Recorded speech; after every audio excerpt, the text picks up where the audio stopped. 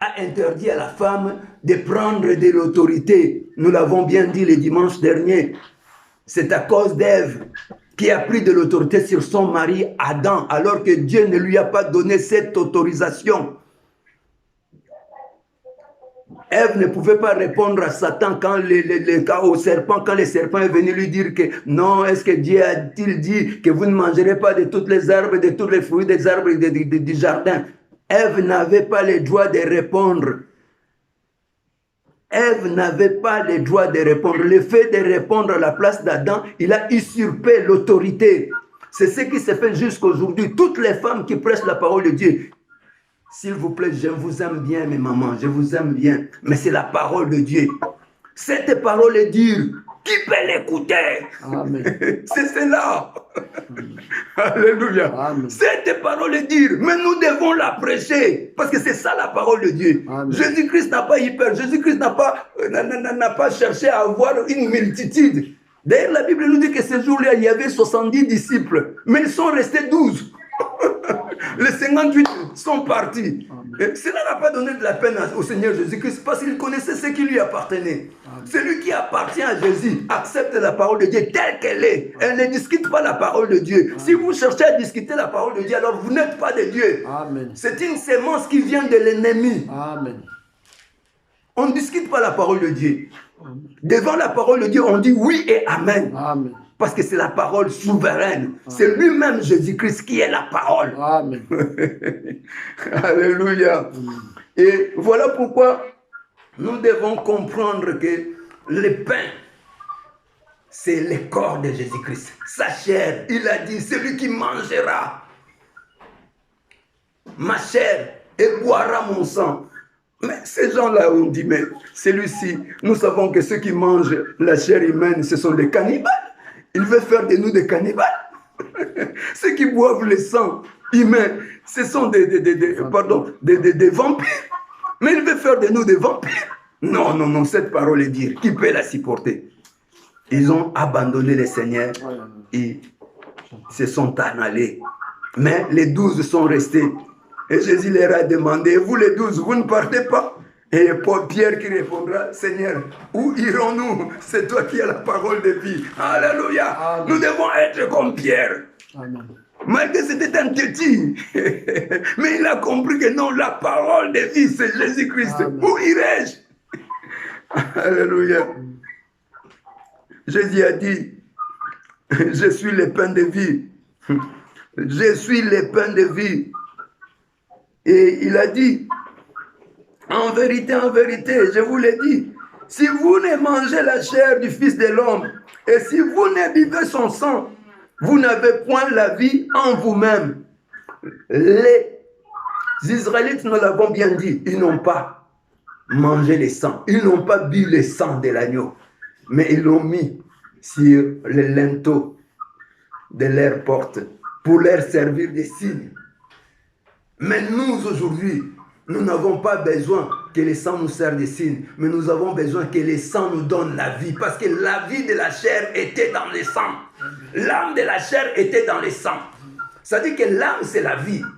Or, si la vie était dans le sang, alors le sang de Jésus, parce que le sang des animaux ne pouvait pas donner la vie.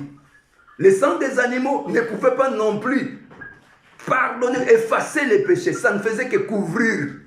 Donc c'est comme si la table est sale, elle a été salie. Alors, au lieu de venir laver la table, on met simplement une couverture. Comment est-ce que vous appelez ça? Des nattes, je ne sais pas moi, des choses là que les mamans ont l'habitude de mettre sur les tables pour couvrir simplement la saleté qui est dans la table. Mais quand Jésus-Christ est venu, lui, l'agneau de Dieu, parce que Jean-Baptiste l'a dit, c'était Jean-Baptiste. Dans Jean chapitre 1, verset 29, il a présenté Jésus à ses disciples. Il a dit, voici l'agneau de Dieu qui ôte les péchés du monde. Donc le péché du monde n'est ôté qu'en Jésus-Christ. Le sang des animaux ne pouvait pas ôter les péchés.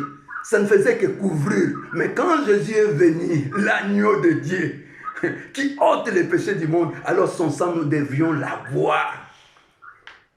Comment boire le sang de Jésus? Or, nous savons que quand nous parlons du sang, Jésus-Christ lui-même, les jours de la Sainte Seine, le jour de la Pâque, quand il s'est réuni avec ses disciples, il a pris du sang, il a pris du vin et il a donné à ses disciples. Il a dit, ceci est mon sang.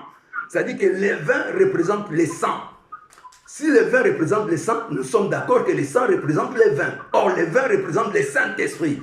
Donc, c'est-à-dire que nous vivons le Saint-Esprit. Nous sommes abrégés. Nous sommes abreuvés du Saint-Esprit. C'est 1 Corinthiens, chapitre 12, je crois, au verset 13. La Bible nous dit, nous avons tous en effet été baptisés dans un seul esprit pour former un seul corps, soit juif, soit grec, soit esclave, soit libre, et nous avons tous été abreuvés d'un seul esprit. Jésus nous a abreuvés de son esprit. Quand nous acceptons Jésus-Christ comme Seigneur et Sauveur, le Saint-Esprit vient habiter en nous. Nous vivons le Saint-Esprit, parce que sans le Saint-Esprit, nous ne pouvons pas servir Dieu. Nous ne servons Dieu qu'avec la force du Saint-Esprit. C'est le Saint-Esprit qui nous donne la force de témoigner. C'est le Saint-Esprit qui nous donne la force de faire l'œuvre du Seigneur.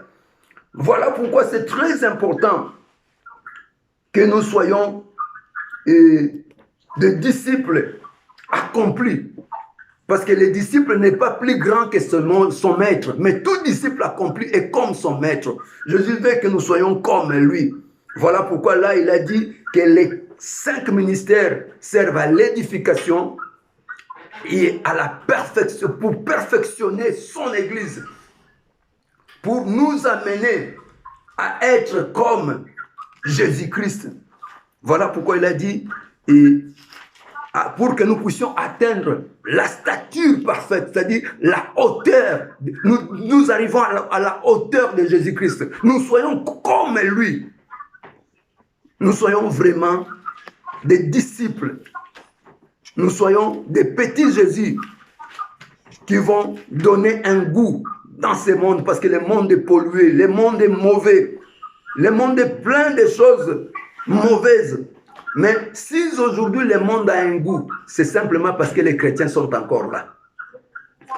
Jésus a dit, vous êtes les sels de la terre. Nous savons qu'on ne met pas beaucoup de sel dans la marmite. Un peu de sel seulement pour donner de la saveur. C'est comme les chrétiens. Il n'y en a pas beaucoup dans ce monde. Tous ceux qui se disent chrétiens, en réalité, ne le sont pas.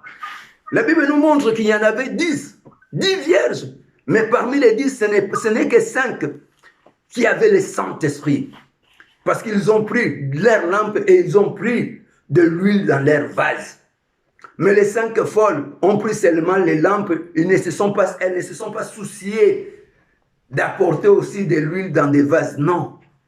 Voilà pourquoi quand les cris de minuit a retenti, que voici l'époux, allez à sa rencontre. Elle ne pouvait pas aller à la rencontre de l'époux.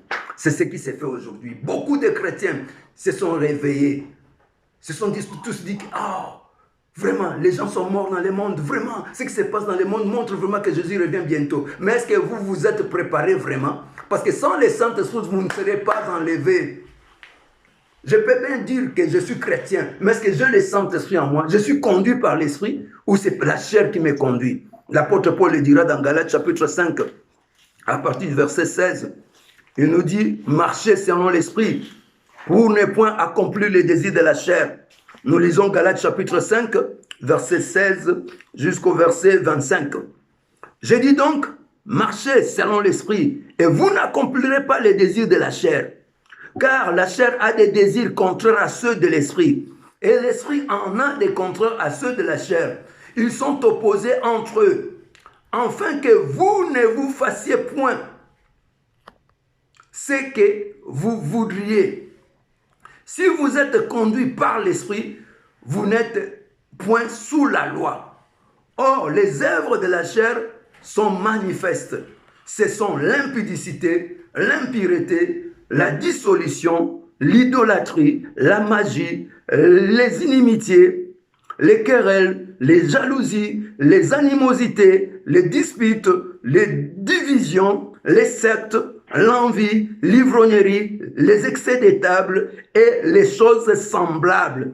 Je vous l'ai dit d'avance comme je l'ai déjà dit, que ceux qui commettent de telles choses n'hériteront point le royaume de Dieu. Ceux qui commettent de telles choses n'hériteront point le royaume de Dieu parce que ce sont des chrétiens charnels, des vierges folles. Si tu es encore une vierge folle, tu n'hériteras point le royaume de Dieu. Tu te dis chrétien, chrétienne, oui c'est bien, mais est-ce que tu es conduit par l'esprit? Si ces choses se retrouvent encore en toi, toutes ces choses que nous venons de citer, alors cela montre que tu ne seras pas enlevé le jour où Jésus viendra prendre son église. Et nous continuons. Mais écoutez maintenant le fruit de l'esprit pour ceux qui marchent selon l'esprit, ceux qui sont conduits par l'esprit de Dieu, ceux qui sont remplis du Saint-Esprit. Écoutez maintenant, parce qu'ils sont des arbres. Tout arbre doit produire le fruit de son espèce. Mais le fruit de l'esprit, c'est l'amour, la joie, la paix, la patience, la bonté, la bénignité, la fidélité, la douceur, la tempérance. La loi n'est pas contre ces choses. Même la loi n'est pas contre ces choses. Ceux qui sont à Jésus-Christ ont crucifié la chair avec ses passions et ses désirs. Ceux qui sont en Jésus-Christ ont crucifié la chair avec ses passions et ses désirs. Est-ce que les désirs de la chair, les passions de la chair se retrouvent encore en toi ou tu les as déjà crucifiés? Si tu ne les as pas encore crucifiés, alors jusque-là tu es encore charnel. Par conséquent, une vierge folle. Or, si tu es une vierge folle, sache que tu resteras ce jour-là. Parce que Jésus-Christ ne prendra que ceux qui sont spirituels. Parce que le problème de Jésus, la Bible nous dit, selon 1 Thessaloniciens chapitre 4, 13 à 17 là-bas, que Jésus se tiendra là dans la nuée. Il dira simplement, Saint-Esprit vient. Parce que le Saint-Esprit est descendu les jours de la Pentecôte. Depuis ce jour-là jusqu'à présent, c'est lui qui conduit l'Église. C'est lui qui dirige les enfants de Dieu. Si tu es un enfant de Dieu, alors tu dois être dirigé, conduit par le Saint-Esprit. Tu dois marcher selon l'Esprit. Nous avons vu les œuvres de l'Esprit, le fruit de l'Esprit. Si tu pratiques ces choses ici, alors tu es vraiment un enfant de Dieu. L'amour, la joie, la paix, la patience, la bonté, la bénignité, la fidélité, la douceur, la tempérance. La loi n'est pas contre ces choses. Mais si tu es encore dans l'idolâtrie, la magie, l'inimitié, les querelles, les jalousies, les animosités, les disputes, les divisions, les sectes, l'envie, l'ivrognerie, les excès de table et les choses semblables, alors là, tu es encore charnel. Il faut que tu te repentisses. Il faut que tu acceptes Jésus comme ton Seigneur et Sauveur.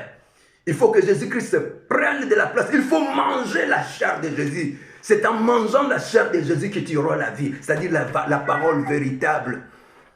Ne te contente pas de cette parole-là flatteuse qui te dit « Oh non, tu seras béni, tu es un enfant de Dieu. Dieu est tellement bon qu'il ne peut pas abandonner ses enfants. » Qui t'a dit ça? Ne te contente pas des paroles flatteuses parce que beaucoup ces jours-là seront surpris. Beaucoup seront surpris. Ils diront, d'ailleurs Jésus l'a dit, ces jours-là beaucoup viendront, diront « Seigneur, n'avons-nous pas prêché en ton nom? N'avons-nous pas guéri les malades? N'avons-nous pas fait ceci? N'avons-nous pas fait cela? N'avons-nous pas fait des miracles? » Mais Jésus leur répondra, « Retirez-vous de moi, vous qui commettiez l'iniquité. Je ne vous ai jamais connu. Je ne vous ai jamais connu. » Tu sais pourquoi est-ce que le Seigneur ne veut pas que les femmes exercent le ministère de la puissance, le ministère de l'autorité? Parce que les femmes sont faibles.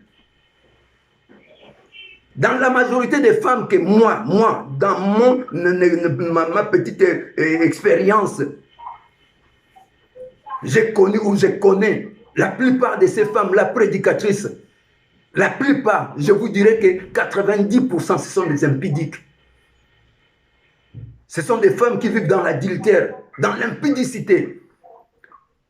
D'ailleurs, il n'y a pas plus que 3 ou 4 mois, il y a une qui vit ici en France, qui vit en France, mais elle a soi-disant un fiancé qui vit au Congo.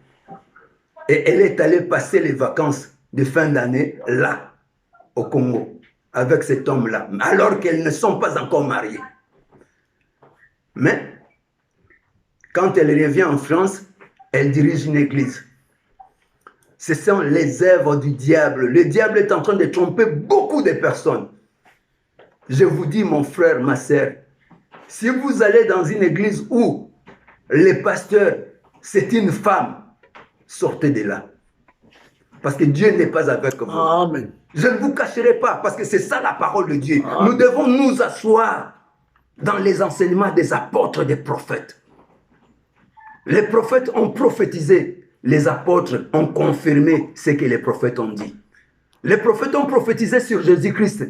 Les apôtres nous ont fait asseoir sur Jésus-Christ qui est la pierre angulaire.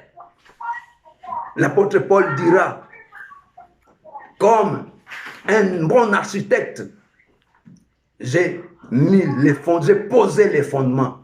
Que chacun bâtit dessus. Mais il faut faire attention de la manière dont vous bâtissez. Parce que je ne vais pas entendre qu'il y ait un autre fondement si ce n'est Jésus-Christ. Et Jésus-Christ ressuscité d'entre les morts. C'est Jésus. Notre prédication doit être centralisée sur Jésus-Christ. Parce que c'est Jésus qui nous a donné sa vie. Il a donné sa vie pour nous. En réalité, c'est nous qui devions mourir, selon Ésaïe 53, les versets 5 à 7. Le châtiment qui nous donne la paix est tombé sur Jésus-Christ. Jésus nous a substitués, il a pris notre place. La Bible dit, il n'y a point de juste, pas même un seul.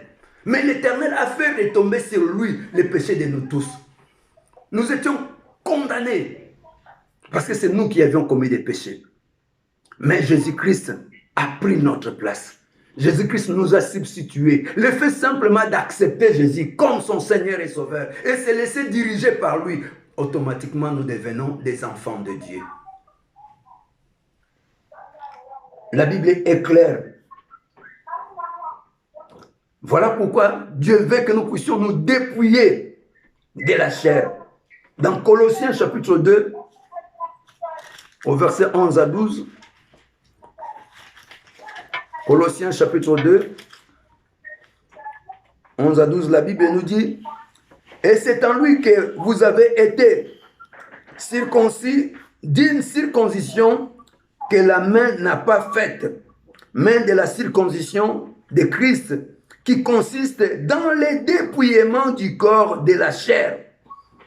Ayant été ensevelis avec lui par les baptêmes, vous êtes aussi ressuscités en lui, et vous êtes aussi ressuscités en lui et avec lui par la foi en la puissance de Dieu qu'il a ressuscité des morts. »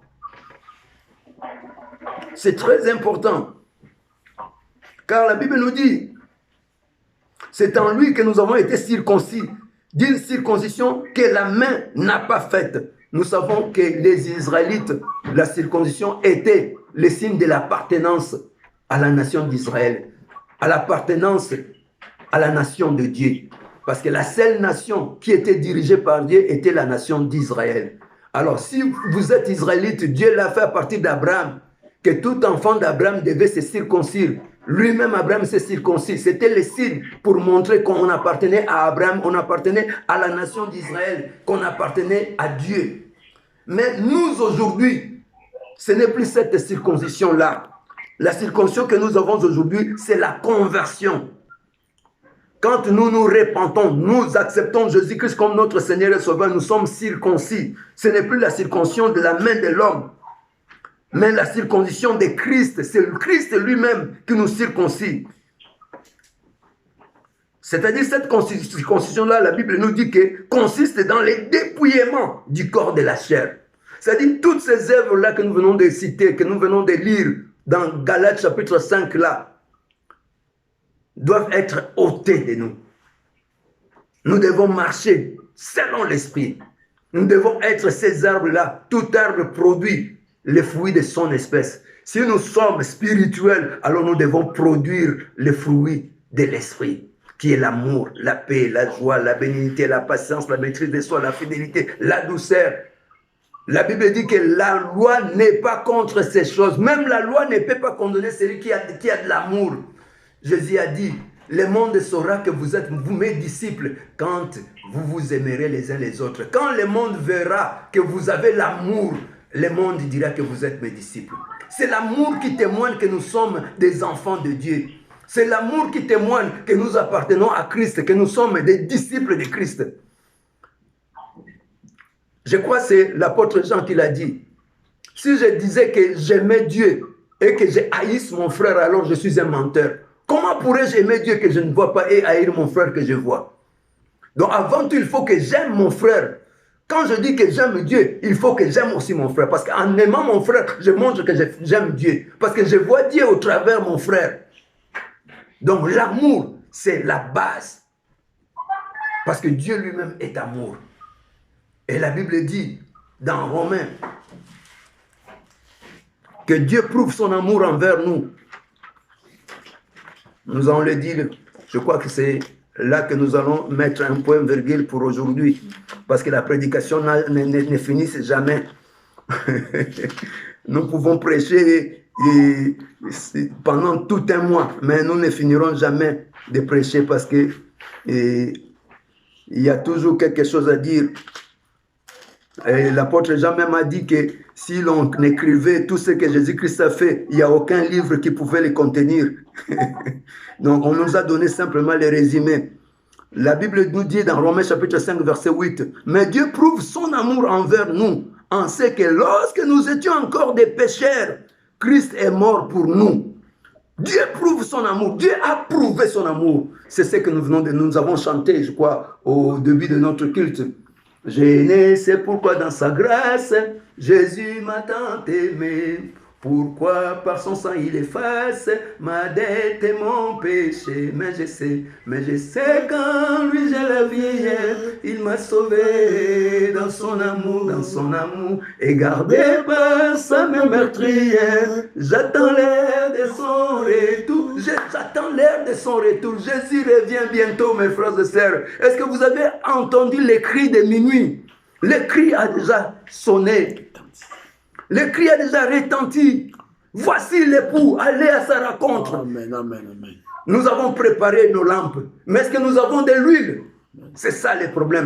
Tout chrétien se dit, Jésus revient bientôt. Tu vois, on est proche de la fin du monde. Et ce qui se passe, c'est vraiment la fin du monde. Ce n'est pas encore la fin du monde. D'abord, l'église du Seigneur doit être enlevée. Ensuite viendra la grande tribulation. Amen, amen.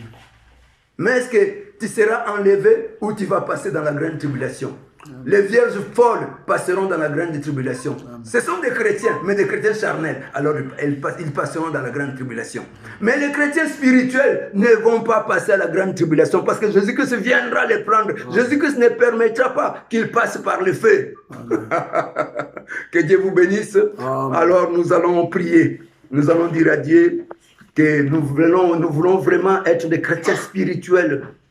Que le Seigneur nous accorde cette grâce, qu'il nous remplisse de son Esprit Saint, que le Saint-Esprit nous dirige, afin que nos vies soient consacrées au Seigneur Jésus-Christ, que nous produisions des fruits, alors des fruits de l'Esprit, que nous soyons des chrétiens spirituels et non charnels, que nous soyons des vierges sages et non des vierges folles. Prions le Seigneur, alléluia. Tendre Père, nous